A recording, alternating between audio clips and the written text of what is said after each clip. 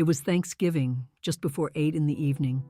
Our long dining table was packed with about 20 relatives. The room was cozy, filled with the aroma of prime rib and rosemary and the sounds of chatter and laughter. Then, in an instant, the noise ceased.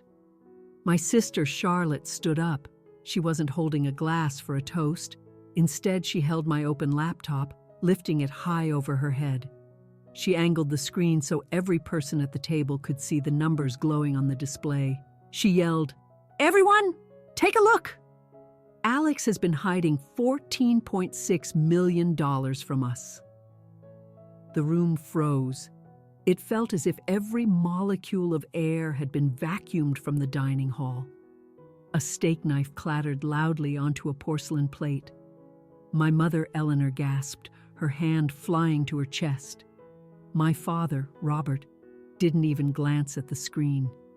His eyes were locked on me. He didn't look proud. He looked utterly betrayed. "When were you planning on telling us?" he asked, his voice laced with ice. I scanned the faces around the table.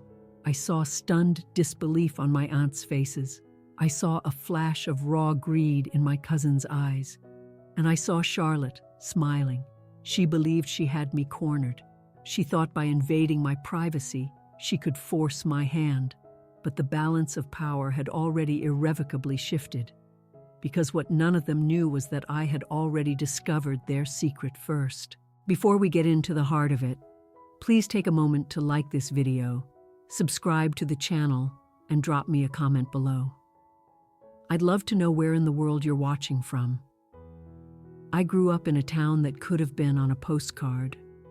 It was a small, picturesque place in Vermont. We had a tranquil lake, lawns that were always perfectly manicured, and neighbors who never failed to offer a friendly wave. If you drove past our home, you'd assume we were the quintessential American family. Our house was a classic colonial, white with dark green shutters. My father, Robert, kept the driveway immaculate. My mother, Eleanor, planted vibrant red tulips every spring. We had a golden retriever named Sam. We had Sunday roasts. We had a wall lined with smiling family portraits. But portraits are silent. They don't reveal what unfolds after the camera shutter closes. The crack in our family's foundation appeared before I was old enough to understand it. It began when my sister, Charlotte, was born. I was 4 years old when she arrived. I have vague memories of being an only child, but they are overshadowed by the noise that came after. Charlie was born 2 months premature. She was impossibly small and frail. The doctors expressed grave concerns about her survival. My parents were gripped by terror. They spent endless weeks at the hospital. I stayed with my grandmother, Vivian. When Charlie finally came home, she wasn't just a baby. She was a miracle. That word, miracle, became her defining trait. Because she had fought so hard just to breathe, my parents were determined she would never have to fight for anything else again. The dynamic was immediately set in stone. Charlie was the delicate, irreplaceable porcelain doll. I was the sturdy, unremarkable wooden shelf she was placed upon. I remember my 10th birthday vividly. I had begged for a telescope, a real one, not a toy. I dreamed of setting it up in the backyard and mapping the constellations. When I came downstairs that morning, there was a cake on the table. It was devil's food, my favorite. My mother gave me a hug. "Happy birthday, Alex," she said warmly. Just then a faint cry came from the other room. Charlie, who was 8, had a slight cough. It was nothing more than a common cold, but my mother's face transformed instantly. The smile evaporated. Her focus on me dissipated. "Oh, the poor thing," Mom said, rushing away from me. "Robert, find the thermometer." My father dutifully followed her. I was left standing alone in the kitchen with my birthday cake. I waited there for what felt like an eternity. I could hear them in the living room doting on Charlie, asking if her throat was sore, fetching her a glass of juice. I ended up blowing out my own candles. Later that afternoon, my dad reappeared, looking exhausted. "Alex," he said, "we can't do the telescope thing today. Charlie doesn't feel well enough to watch you set it up." "But I can do it myself," I protested. "Don't be selfish," he snapped. The words were a direct hit to my heart. "Your sister is ill. We need to keep things quiet around here." I learned a critical lesson that day. My desires were an inconvenience. Charlie's whims were a priority.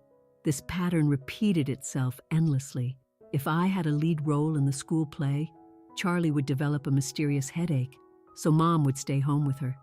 If I won the regional science fair, Charlie would have had a tough day at school, so our family dinner had to revolve around her feelings instead of my achievement. I became the background scenery of our family's life. The family photos are the clearest evidence. Every year, we'd go to a professional studio. The photographer would arrange us. Okay, Mom and Dad in the back, he'd direct. "Charlotte, you sit right here in the center. Alex, you stand just off to the side." Charlie was always dressed in the most vibrant colors. She possessed a smile that commanded the room's attention. I was usually in hand-me-downs or muted plain tones. In the final prints, the light always seemed to catch her face perfectly, leaving mine partially in shadow. Charlie quickly learned to wield this power. She knew that if she cried, the world would stop. If she wanted something, all she needed to do was look forlorn. I learned the opposite. I learned that my tears were melodramatic. My wants were demanding, so I stopped asking. I made myself indispensable instead. I reasoned that if I couldn't be the miracle, I could be the helper. I did the dishes without being prompted. I folded the laundry. I mowed the lawn because Dad complained about his bad back. I tutored Charlie in math, even when she was cruel to me. I thought this was the way to earn their love. I imagined my mother would see the spotless kitchen and finally say, "Thank you, Alex. We appreciate everything you do." But she never did. She just expected it. One evening when I was 16, I cooked the entire Thanksgiving meal because Mom was suffering from a migraine. I roasted the prime rib. I whipped the potatoes. I arranged the table. When we all sat down to eat, Dad took a bite of the meat. "It's a bit overcooked," he remarked. That was it. No thank you, just a criticism. Then Charlie, who was 14 and had spent the day watching movies, pointed to a clumsy centerpiece made of pine cones she had glued together. "I made the decoration," she announced. It had taken her all of 10 minutes. My mother beamed, her migraine seemingly forgotten. "Oh, Charlie, it's just lovely. You're so wonderfully creative. Look, Robert, look at her handiwork." My father smiled warmly at Charlie. "Beautiful, sweetheart." I looked down at my plate. My hands had small burns from the oven. My feet ached from standing for over 6 hours, and they were praising a pile of pine cones. It was then I fully understood that love in my family wasn't earned through action. It was assigned by identity. Charlie was the main character. I was a stagehand, but I didn't storm out. I didn't cause a scene. I just ate the overcooked prime rib and cleared the table after everyone was finished. I told myself that being useful was a form of love, even if it was never reciprocated. I was deeply wrong. Usefulness isn't love. It's a resource. And they were slowly consuming every part of me. While Charlie collected praise, I collected self-discipline. High school was a solitary period for me. I avoided parties and didn't have a large circle of friends. I concentrated on the two things I had complete control over: my grades and my money. I earned straight A's. Each semester, my report card was flawless. My parents would scribble their signature on it without a second glance. "That's good, Alex," Dad would say, his attention already drifting back to the sports channel. Minutes later, they would be celebrating Charlie getting a C on a history paper because she had tried so hard. They would take her out for ice cream to reward her effort. I received nothing for my excellence. Eventually, I stopped showing them my grades. It made no difference. At 16, I got a job at a small downtown bakery called The Rolling Pin. It was owned by a woman named Mrs. Gable. She was stern, with gray hair pulled back in a severe bun and hands perpetually dusted with flour. She was the first adult who ever truly saw me. I started as a dishwasher, scrubbing pans caked with burnt sugar and mopping the sticky floors. I never complained, I just worked. One afternoon, Mrs. Gable was overwhelmed with a massive order for a wedding. She was short-staffed. "Alex," she barked, "wash your hands and get over here." I hurried to the counter. She demonstrated how to pipe intricate designs onto the cookies. It demanded a steady hand and immense patience. I focused intently. I didn't say a word. I just replicated her movements precisely. After an hour, she paused and inspected my tray of cookies. They were perfect. She looked me directly in the eye. "You have good hands, Alex," she said, "and you know how to work. That's a rare thing these days." A warmth spread through my chest, a feeling I hadn't experienced in years. It was pride. She began teaching me more. She taught me about the business side of things. She showed me the ledgers, explaining profits and losses. She taught me to distinguish high-quality ingredients from their cheaper counterparts. One rainy afternoon as we were closing up, Mrs. Gable was counting the day's earnings. "You build your own foundation when no one will build it for you," she told me, not looking up from the cash drawer. I knew she was talking to me. She had seen my mother fail to pick me up in storms, forcing me to walk home. "You rely on yourself," she added. "That's your strength." I took those words to heart.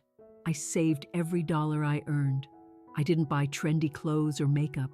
I deposited it all into a bank account my parents knew nothing about. When I graduated high school, I didn't ask my parents for college tuition. I had earned scholarships. I chose a university in Boston. I wanted distance from the lake, the red tulips, and the crushing silence of my house.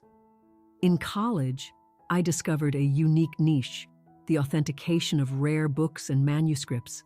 I had always had a keen eye for detail. I started frequenting estate sales, buying old, damaged books, restoring them and reselling them. I learned to spot forged signatures. I learned the feel of 18th century paper versus a modern imitation. By the time I was 22, I had transformed this hobby into a legitimate business. It wasn't flashy. I operated out of my tiny apartment. I called it Pierce Authentications. I built it slowly and methodically. I was careful. I avoided loans and investors. I wanted it to be entirely mine. My parents didn't grasp what I did. When I called home, I'd try to explain. "I authenticated a first edition Hemingway today," I said once. "That's nice, dear," Mom replied. "Listen, Charlie is having issues with her roommate again. Can you believe the girl expected Charlie to wash her own dishes?" They thought I was playing a game.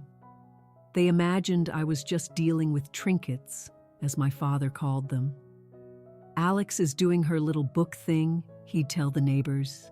He made it sound like a childish hobby, like I was pressing flowers between pages. I let them believe it. I didn't tell them when I secured a contract with a major auction house to verify their literary consignments. I didn't tell them when I made my first million. I didn't tell them when I bought a condo in the city. In my own quiet world, I was soaring, and the higher I flew, the more jarring it was to land back in their atmosphere of neglect. The money created a buffer, but it couldn't stop the phone calls. Charlie was 2 years younger than me, and while I was building a company, she was drifting. She attended college but found the classes uninspiring and dropped out. She launched a fashion blog, then got bored. She decided she wanted to become a yoga instructor, then quit because it involved too much sweating. My parents supported every single pivot. They called it finding herself, but finding yourself is an expensive endeavor. The pattern began when Charlie was 21. She decided to switch her major for the fourth time, this time to pursue a holistic life coaching certification. It was a private, expensive program. My mother called me on a Tuesday morning. I was in the middle of examining a fragile medieval manuscript. "Alex," she said, her voice trembling with a specific practiced worry. It was a tone designed to induce guilt before the request was even made. "What's wrong?" I asked, setting down my magnifying glass. "It's Charlie. She's so unhappy, Alex. She feels completely lost. She found this program that she truly believes will save her. But, well, your father and I are a little strapped right now. The furnace broke and the market has been down. I knew exactly where this was headed." "How much is it?" I asked wearily. "It's $4,000 for the first semester," Mom said. Then she delivered the hook. "She just needs a little support, Alex. You've always been so stable. You've always been the strong one." There it was. My competence was my punishment. Because I was stable, I was obligated to subsidize her instability. "I'll send a check," I said. "Oh, thank you, honey. You're saving her life." I sent the check. 2 weeks later, I was scrolling through social media and saw photos of Charlie on a beach in the Caribbean with her friends. The caption read, "Mental health reset before school starts. Self-care." She had used my money for a vacation. A sharp, hot twist of betrayal tightened in my gut. I called my mother. "Mom, I thought that money was for tuition." "Charlie is in the Caribbean." Mom sighed. "Alex, don't be so petty. She needed to clear her head to be able to focus. She'll pay the tuition when she gets back." She didn't pay the tuition. She dropped the program after 2 weeks. I never saw that money again. This became our new rhythm. Every few months, a new crisis would emerge. "Charlie's car broke down, Alex. She can't get to her job without it." Charlie worked 12 hours a week at a clothing boutique. "Charlie's landlord is being unreasonable. She needs to move. Can you help with the security deposit? Charlie needs emergency dental work." "It's a root canal, Alex." I paid. I always paid. Why? Because I was still that little girl hoping to earn their love. I was a successful businesswoman who could negotiate with seasoned executives, but I couldn't say no to my mother's disappointed voice. I kept thinking, if I just help them enough, they will finally see me. If I save them, they will finally value me. I was buying my seat at the family table, but the seat was broken. I soon realized I wasn't just funding Charlie's life, I was funding my parents as well. My dad took an early retirement, claiming he deserved a break, but without his full salary, they couldn't maintain their lifestyle. They certainly couldn't afford to keep enabling Charlie.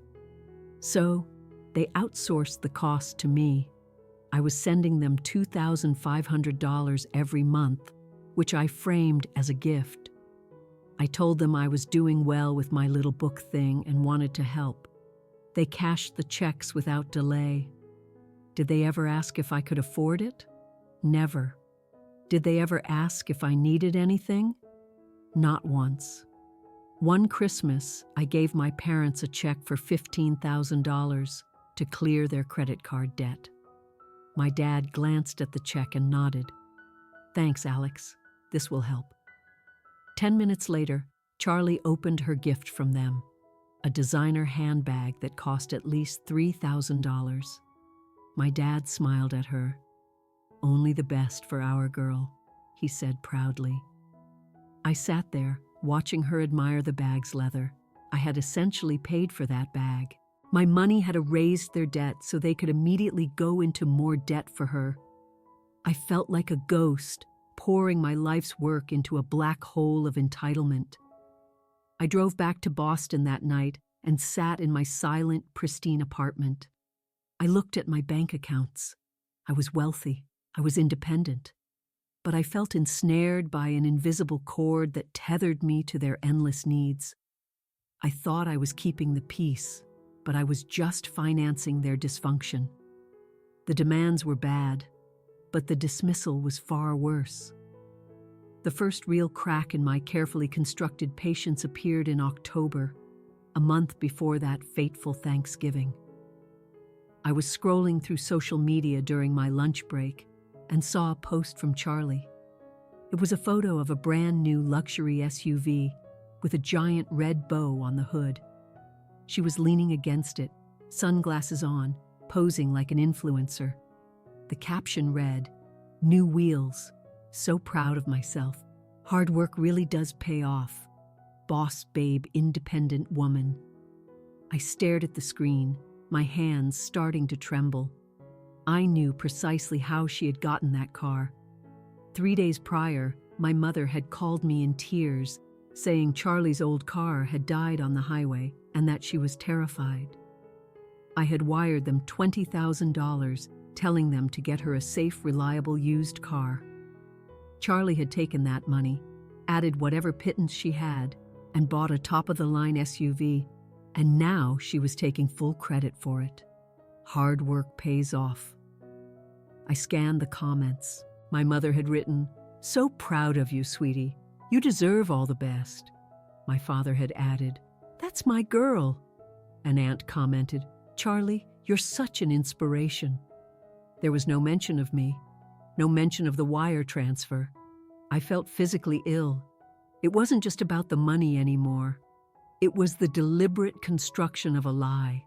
They were creating a narrative where Charlie was a self-made success, while I was just the silent, invisible financier. Then came the whispers. I went home for a weekend visit shortly after that.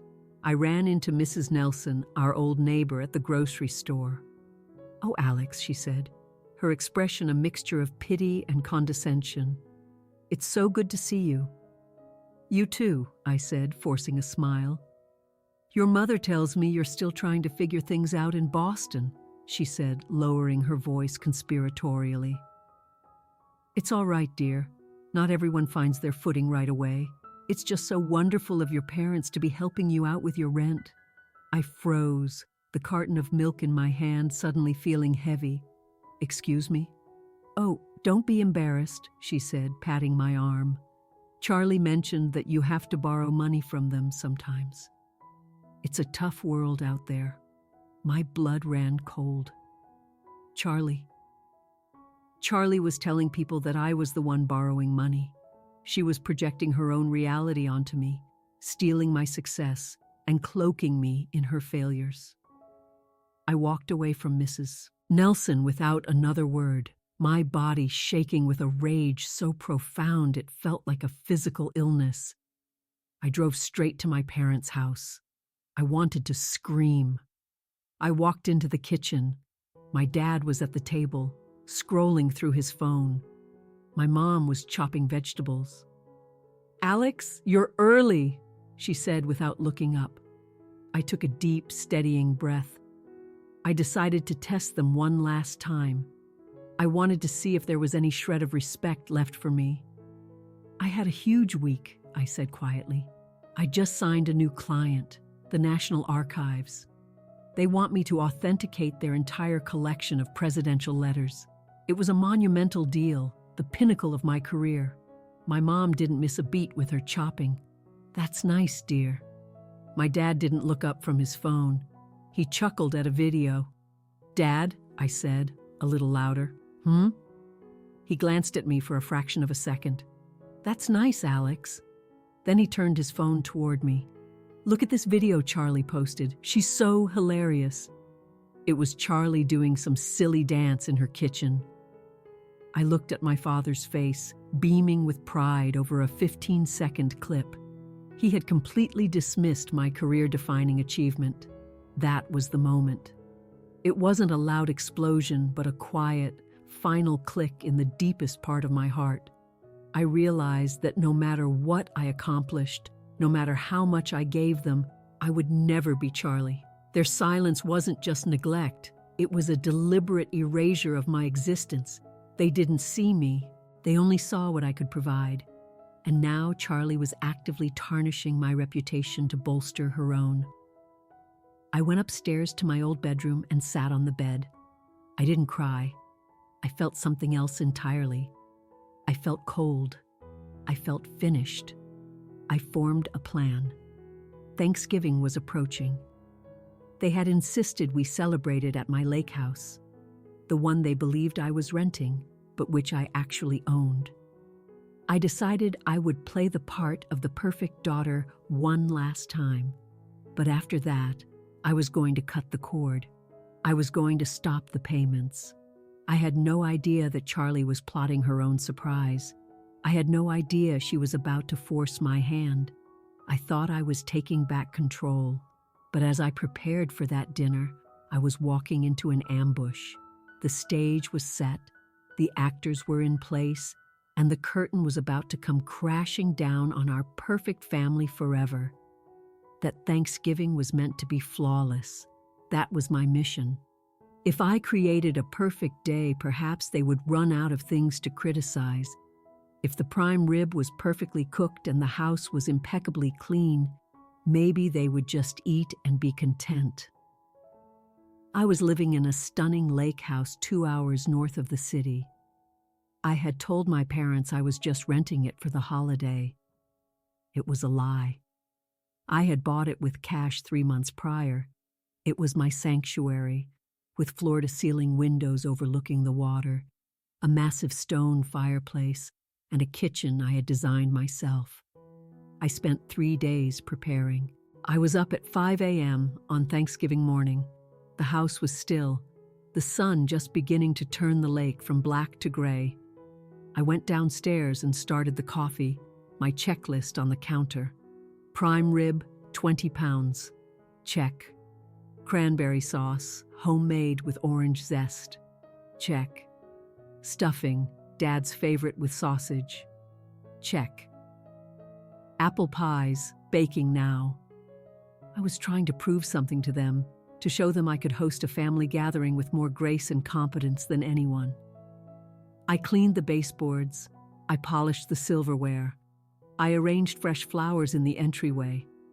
By noon, the house smelled like heaven, a mix of butter, herbs, and baking apples. My anxiety began to mount as the clock neared 2 p.m., their scheduled arrival time. At 2:15, I heard the crunch of tires on the gravel driveway. My parents' car pulled in, followed by Charlie's gleaming white SUV, the one I had essentially purchased. I took a deep breath. "Just be nice, Alex," I whispered to myself. "Just get through today." I opened the front door, the cold air brushing my face. "Happy Thanksgiving," I called out, plastering on my best smile. My mother emerged from the car, holding a casserole dish. She surveyed the house, then me. "It's a bit of a drive, isn't it?" That was her opening line. Not hello, but a complaint. "It's peaceful out here, Mom," I said, hugging her stiff frame. Dad got out, stretching his back. "Roads were terrible," he grunted. "Hey, Alex." Then Charlie emerged. She was wearing a new, very expensive-looking camel coat. She had a new boyfriend in tow named Leo, who looked young and slightly bewildered. "Hi, Alex," Charlie chirped, breezing past me into the house without a hug. God, I need a bathroom. I welcomed them in and took their coats. "This is a nice rental," Dad commented, his eyes scanning the vaulted ceilings. "How much are they charging for this? Seems like a waste of money for a single weekend." I bit my tongue. "I got a good deal, Dad."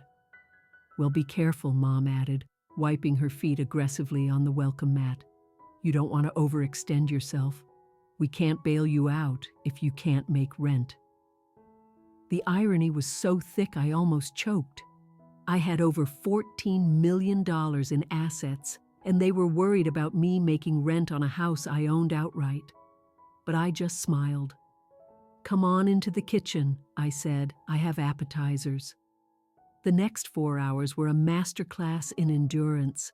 Charlie, of course, offered no help. She perched on a bar stool, sipping the expensive wine I'd bought and talking loudly about her brand. "I'm thinking of launching a lifestyle series," she announced to Mom. "You know, showing people how to live an elegant life on a budget."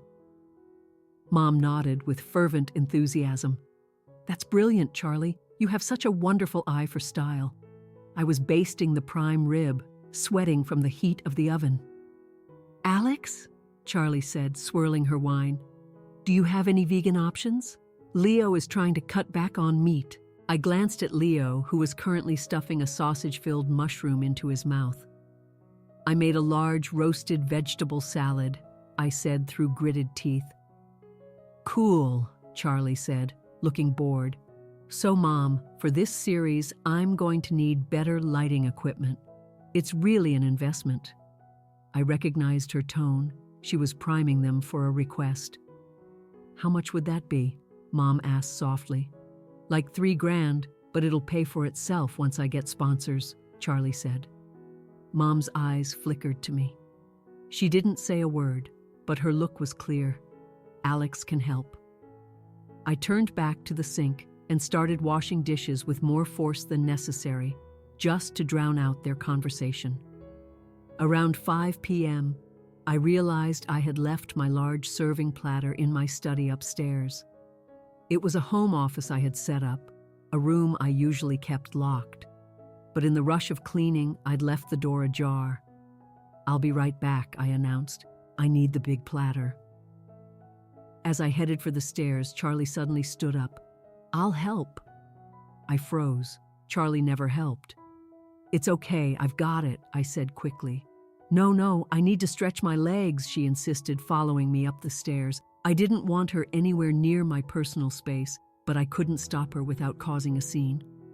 We reached the landing. My study was the second door on the right. "Wait here," I said. "It's a mess." I went into the room and grabbed the platter from a shelf. When I turned around, Charlie was standing in the doorway. She wasn't looking at me. Her gaze was fixed on my desk. My laptop was open. I had been checking an urgent email from a client before they arrived and had forgotten to close the browser tab. It was my personal banking dashboard. The screen was bright, the font large. Total balance, $14,642,890. Charlie's eyes widened, her mouth falling open. I moved quickly. "Charlie, let's go downstairs." She didn't budge. She stepped fully into the room. Is that real?" she whispered. "It's for work," I said, a weak lie forming on my lips as I tried to block her view. "It's client funds. I manage escrow accounts." But my name was clearly displayed at the top of the screen. Alexandria Pierce, Primary Savings. Charlie looked from the screen to my face. Her expression shifted rapidly from shock to something colder, something calculating. A slow, terrifying smile spread across her lips. "Wow," she said softly. "You've been busy."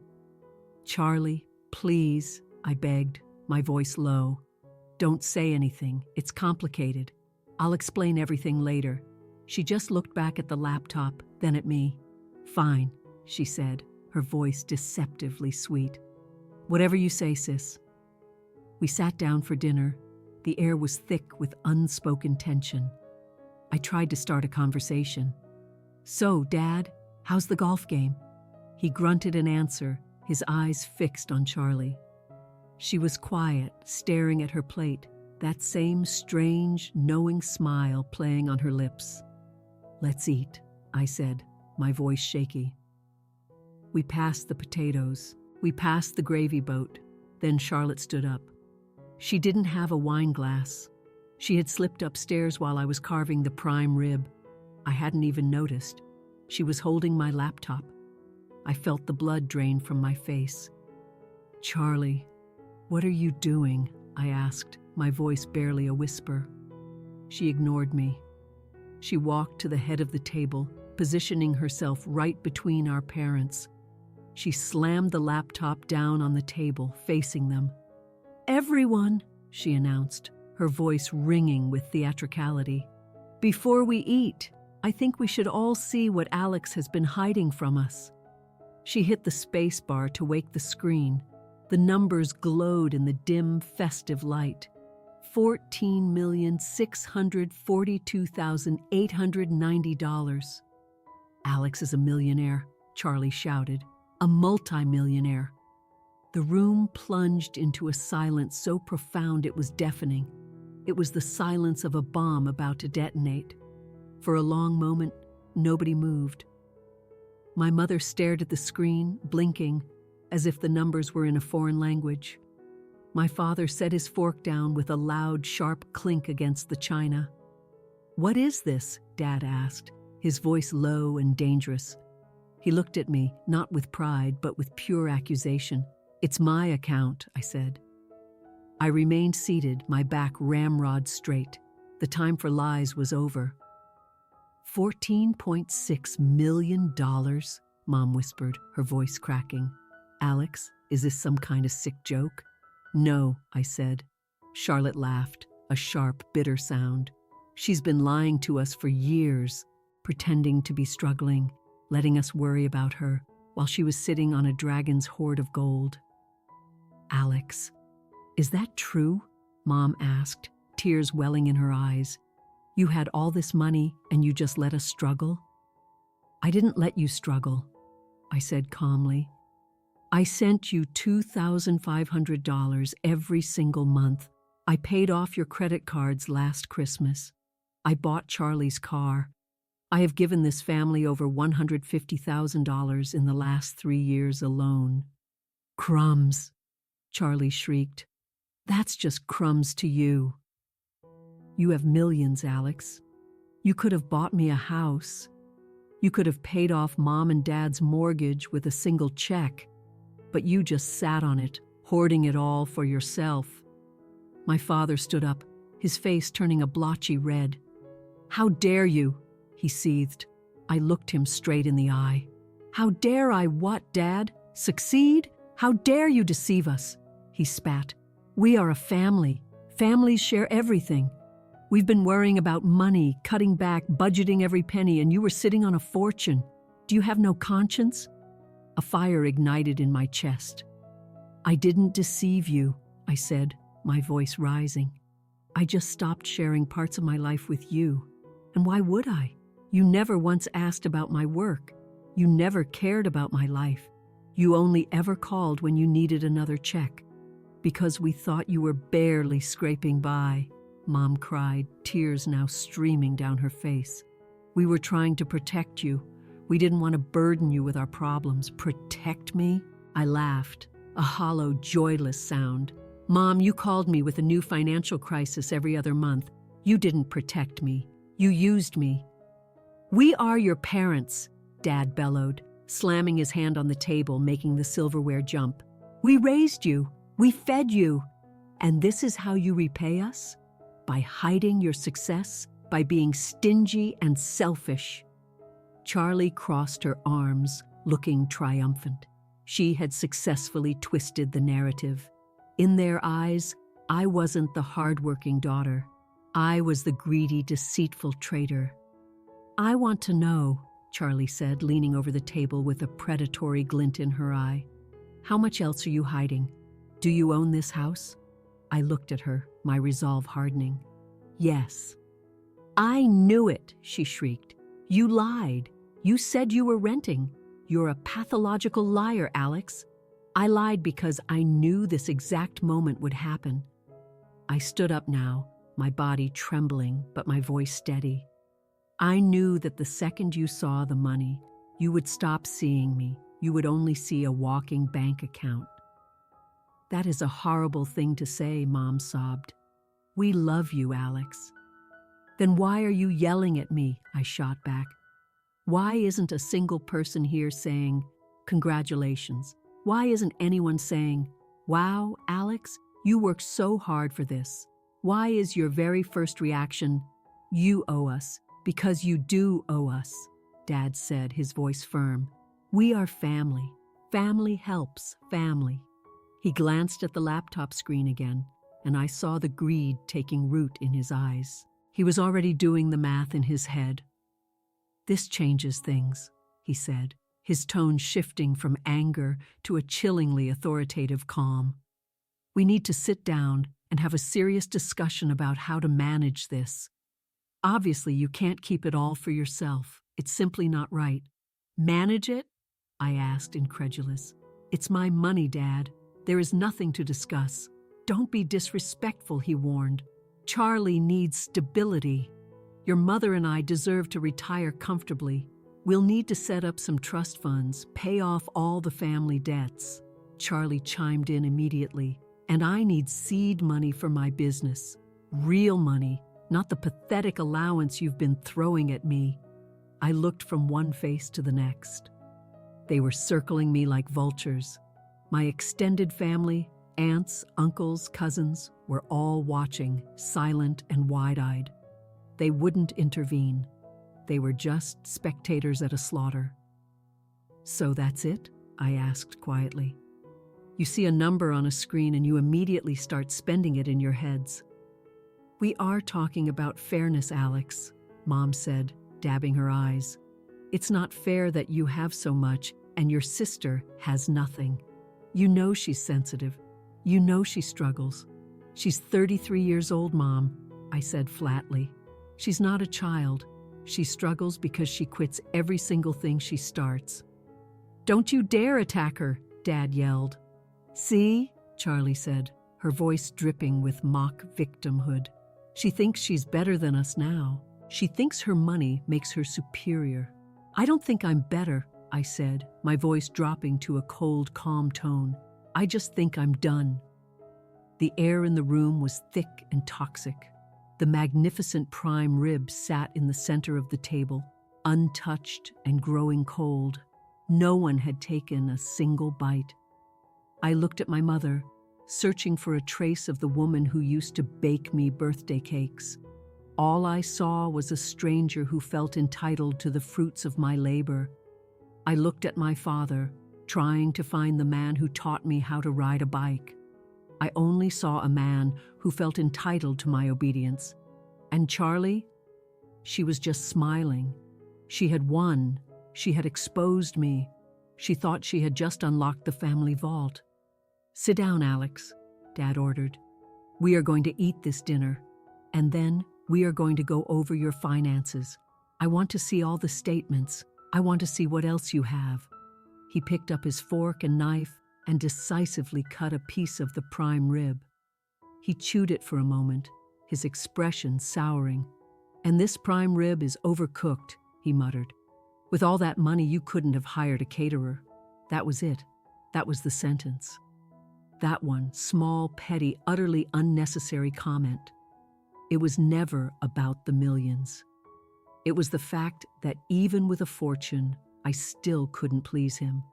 I could buy him the world, and he would still complain that the prime rib was overcooked.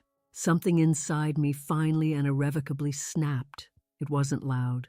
It was a quiet, final click, the sound of a vault door locking from the inside. I didn't sit down. I reached across the table and firmly closed the laptop. Hey, Charlie yelped. I wasn't done looking at that. Yes, you are, I said. I picked up the laptop and tucked it under my arm. Then I pulled my phone from my pocket. What are you doing? Mom asked, a flicker of nervousness in her eyes. My expression must have changed. I was no longer the passive, accommodating Alex. You said family helps family, I said. You said families share. Exactly, Dad said, chewing his meat. So sit down and let's work this out. I agree, I said. But here's the thing, Dad. I've been the one sharing for over 10 years. I have been the family's safety net. I have been the emergency fund. And tonight, you've all shown me that none of it meant anything to you. I unlocked my phone and opened my banking app. I have 3 recurring transfers set up, I announced, my voice clear and unwavering. One to Robert and Eleanor Pierce for household expenses, $2,500, scheduled for the first of the month. I tapped the screen. Canceled, I said. My mother gasped.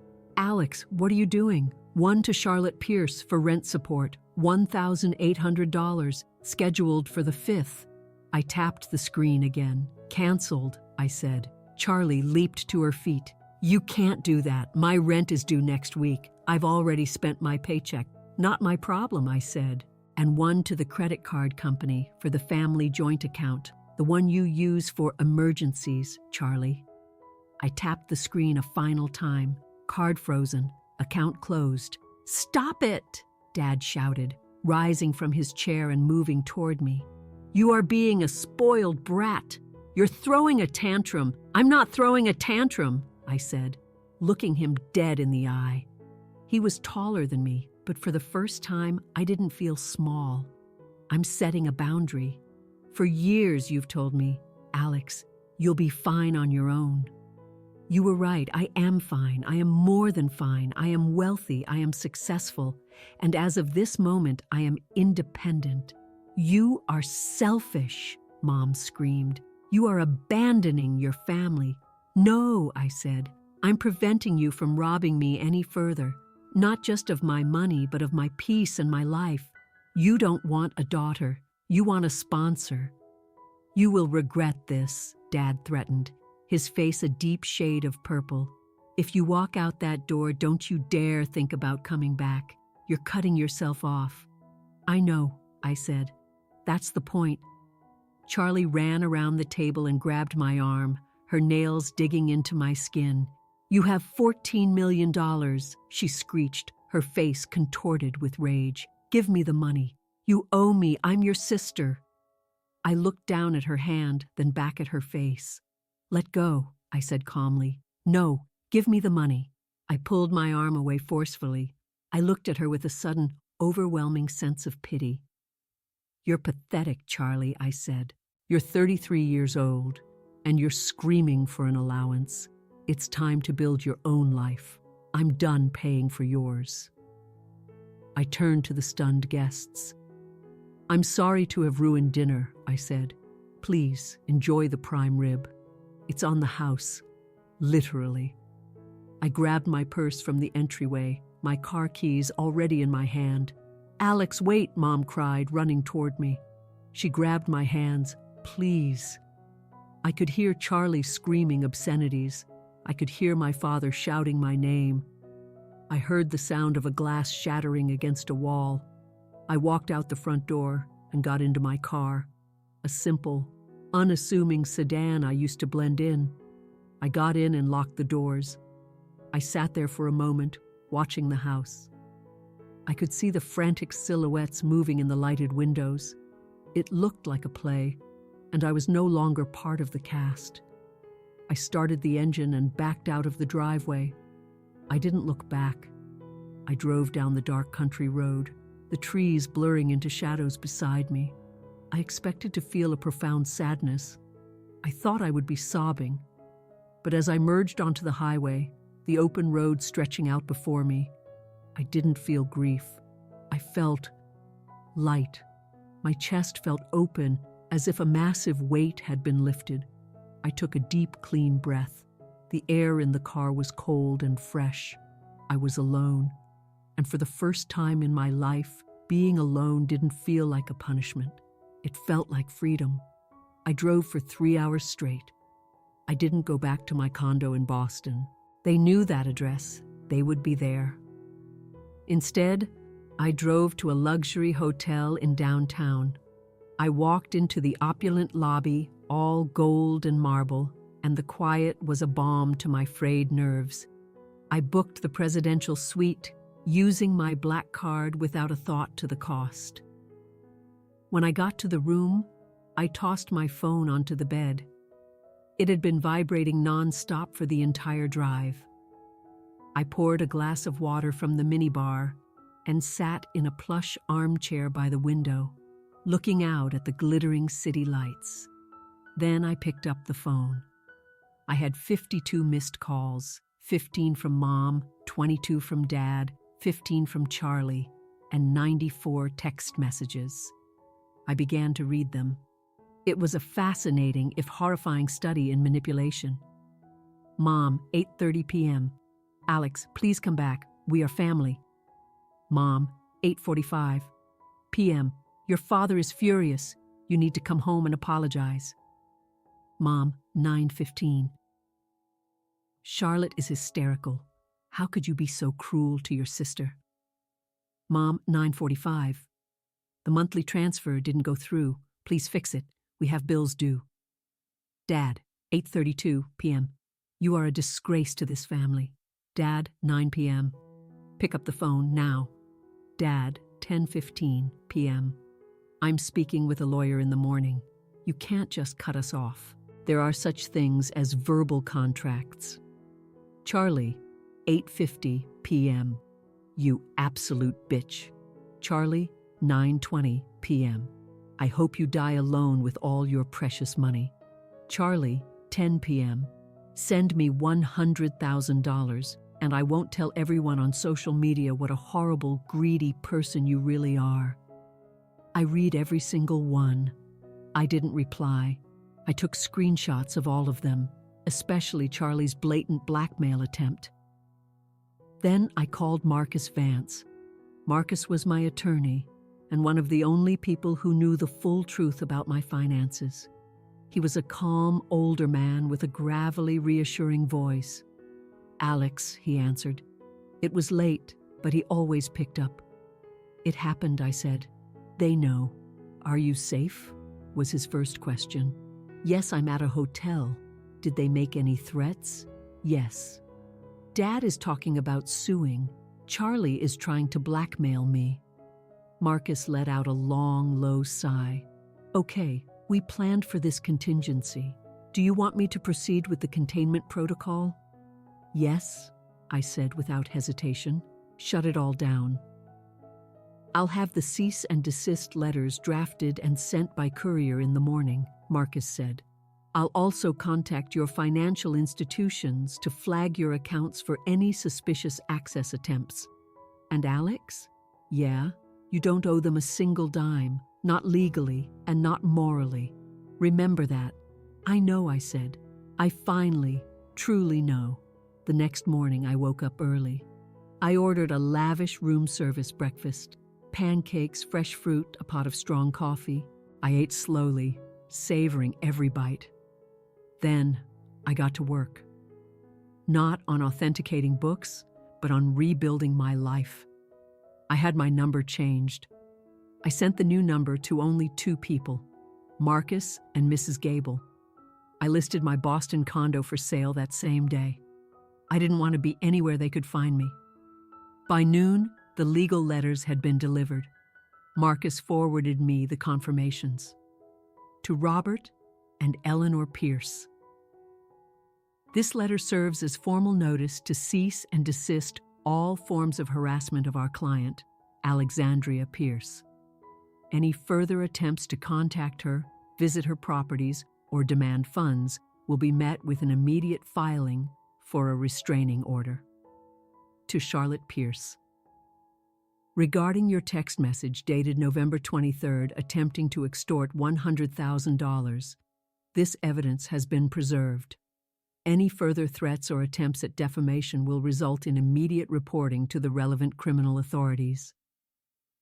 It was harsh. It was cold. But it was necessary. The silence that followed was deafening. For the first few days, I kept feeling phantom vibrations in my pocket, instinctively bracing for the guilt trips and the demands. But my new phone remained quiet. A strange sort of grief washed over me. I wasn't grieving the loss of my family. I realized I had lost them long ago.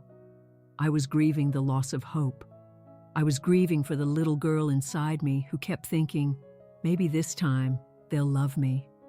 That little girl was finally gone. The woman who took her place was infinitely stronger. I spent a week in that hotel. I went to the spa. I wandered through art museums. I bought myself a beautiful cashmere coat that wasn't on sale. One afternoon, I was walking past a jewelry store and saw a family inside, a mother, a father, and 2 daughters, looking at necklaces. The father had his arm around the older daughter, and they were all laughing. A pang of something sharp hit my chest, but then I caught my own reflection in the window. I looked calm. I looked whole. I didn't look like a victim anymore. I walked away. I didn't need to watch someone else's happiness. I had to go build my own. 6 months later, I was standing on the deck of a new house. I had moved to Portland, Maine. It was far enough away to feel safe, but still close to the ocean I loved. I had bought a modern villa right on the coast, all glass walls and warm cedar wood. I wasn't hiding anymore. My business, Pierce Authentications, had exploded. The story, ironically, had leaked in niche circles, and people trusted the integrity of a woman who would walk away from a toxic family to protect what was hers. It was a crisp Tuesday morning. I heard a sliding door open behind me. "Coffee's ready," a familiar voice rasped. It was my Grandma Vivian. After the Thanksgiving disaster, she had been the one relative to call me. She hadn't been at the dinner. At 82, she was as sharp as a tack and had never been fond of my father. "I heard what you did," she'd said on the phone a week after it all went down. I had braced myself for a lecture.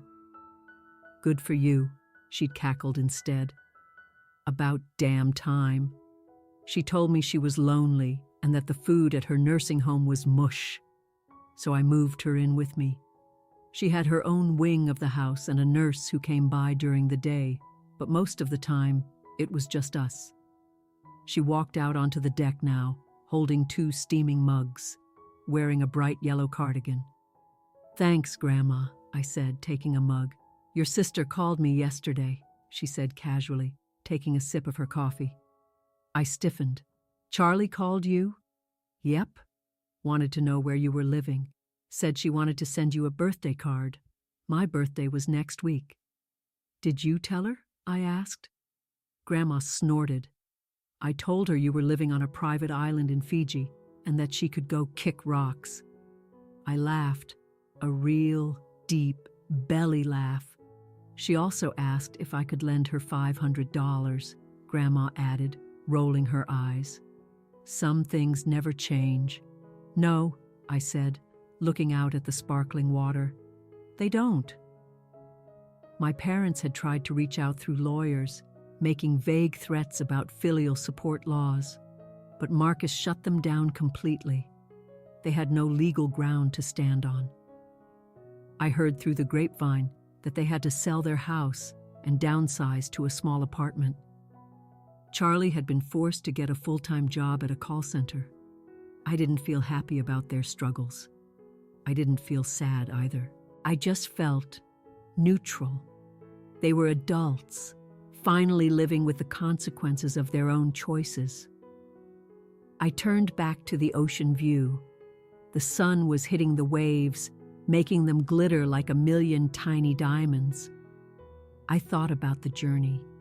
I thought about the little girl who blew out her own birthday candles. I thought about the teenager scrubbing pans in a hot bakery kitchen. I thought about the woman who kept writing checks, trying to buy a love that was never for sale. That woman was gone. I had built a fortress, not of money, but of peace. I had my work. I had Grandma Vivian. I had my self-respect. I wasn't lonely. I had real friends now, people who liked me for my dry sense of humor, not the size of my bank account. I took a sip of my coffee. It was hot and strong. "You okay, kid?" Grandma asked, watching my face. I looked at her wrinkled face and her kind, knowing eyes. "Yeah, Grandma," I said, and a genuine smile spread across my face. "I'm okay." And I truly meant it. Family isn't always blood. Sometimes family is the people who respect your boundaries and celebrate your strength. Sometimes family is just you, standing on your own 2 feet, refusing to be knocked down ever again. I had lost a mother, a father, and a sister that Thanksgiving. But in doing so, I had finally found the one person I had been neglecting my entire life. I had found myself, and she was worth every single penny.